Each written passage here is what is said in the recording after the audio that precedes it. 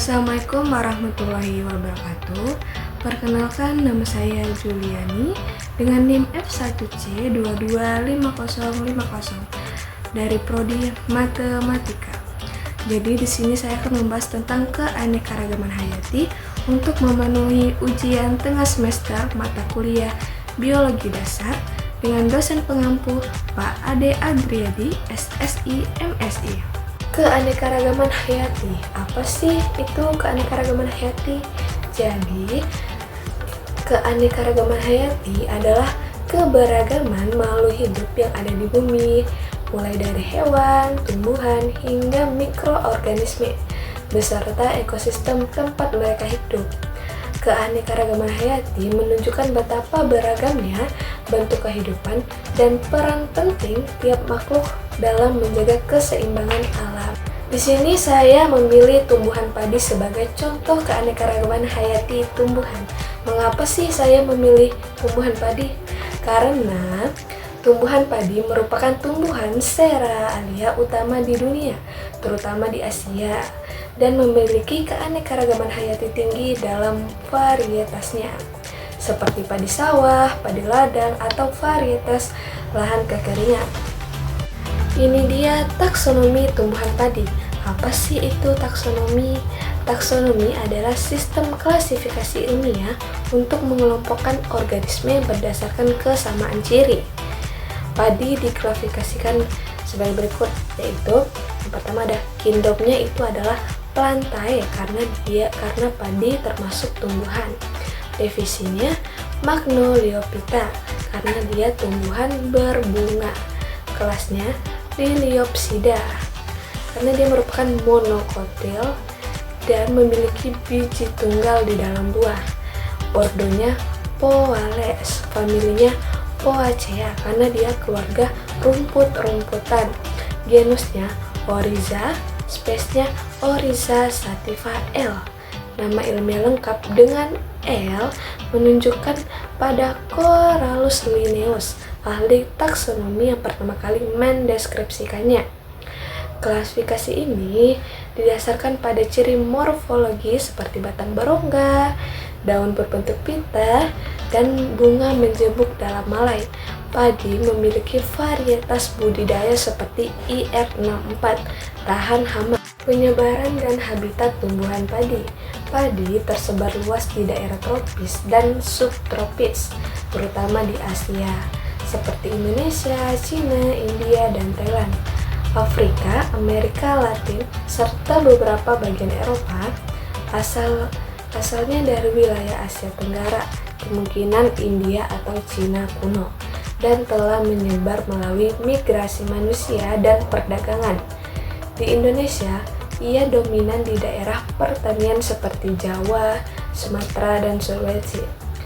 Habitatnya tumbuh optimal di sawah berair atau lahan basah dengan tanah subur bertekstur liat atau lempung. Curah hujan 1000-2000 mm per tahun. Suhunya 20-35 derajat Celcius dan kelembapan tinggi.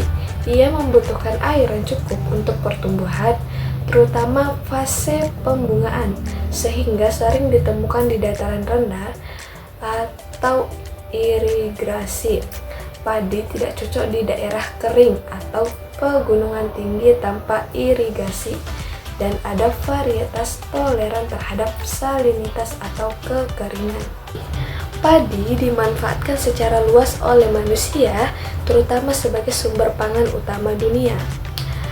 Ini dia manfaat bagian-bagiannya. Yang pertama itu ada biji. Bagian utama yang dikonsumsi sebagai makanan pokok, beras putih atau merah, mengandung karbohidrat, protein, vitamin B, dan mineral. Digunakan untuk memasak nasi, tepung, atau bahan olahan seperti mie dan roti.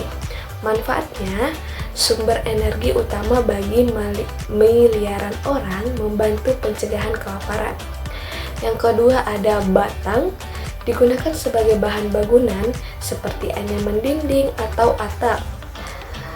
Bahan bakar sekam untuk biogas atau pakan ternak. Manfaatnya berkontribusi pada konstruksi rumah tradisional dan energi alternatif. Yang ketiga, ada daun dijadikan pakan ternak seperti untuk sapi atau ayam, atau bahan kompos. Manfaatnya mendukung peternakan dan pertanian organik. Yang keempat, ada akar, membantu menjaga struktur tanah dan mencegah erosi. Juga digunakan dalam pengobatan tradisional untuk mengatasi demam atau infeksi. Manfaatnya ekologis untuk konversi tanah dan kesehatan manusia. Sekam, kulit luar biji, digunakan sebagai bahan bakar, isolasi rumah, atau pupuk organik. Manfaatnya energi terbarukan dan pengayaan tanah. Padi juga memiliki manfaat ekologis seperti menyerap CO2 dan menyediakan habitat bagi serangga. Jadi, dapat disimpulkan bahwa keanekaragaman hayati tumbuhan padi adalah aset penting dan kaya yang mencangkup keragaman genetik, spesies, dan ekosistem. Dari segi taksonominya, menunjukkan variasi genetik yang luas seperti yang terlihat pada berbagai varietas lokal dan internasional.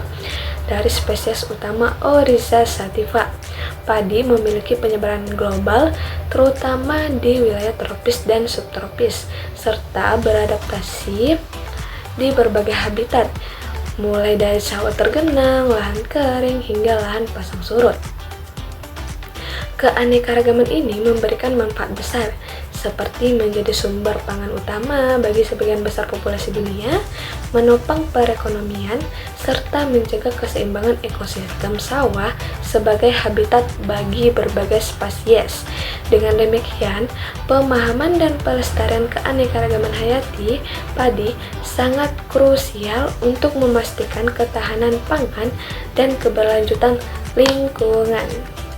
Demikian video yang dapat saya sampaikan mengenai keanekaragaman hayati tumbuhan padi. Semoga penjelasan ini dapat menambah pengetahuan dan kesadaran kita tentang pentingnya menjaga kelestarian makhluk hidup di bumi. Terima kasih telah menonton. Wassalamualaikum warahmatullahi wabarakatuh.